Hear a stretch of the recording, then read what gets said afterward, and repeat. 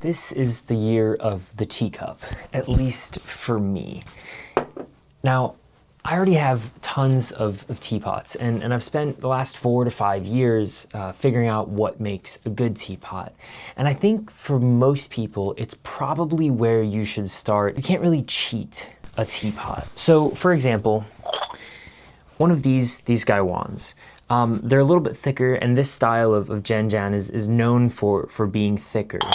But even though this is a factory gaiwan, it performs pretty good. Getting a handmade gaiwan isn't going to get much better than this, but it doesn't teach you things like balance and difference of thickness and how those things are affected by if it's factory or if it's handmade.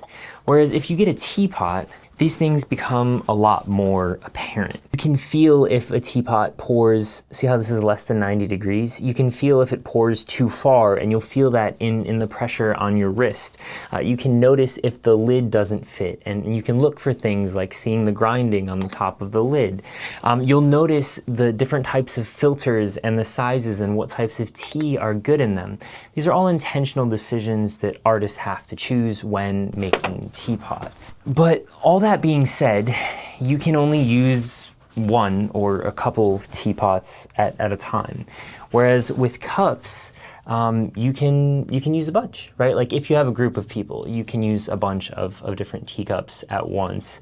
And so like this beautiful one that I just got from Alex Olson, it's just in my rotation. It's something that I use very frequently now. And I think after years of being around teapots, you start to notice the value in different teacups, and I think mugs. I think mugs are another great example of something that you can get ones that look cool, but they aren't necessarily super functional.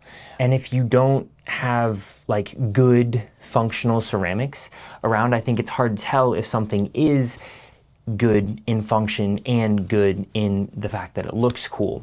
And because you can't really fake it with teapots, I think that's a good place for most people to start.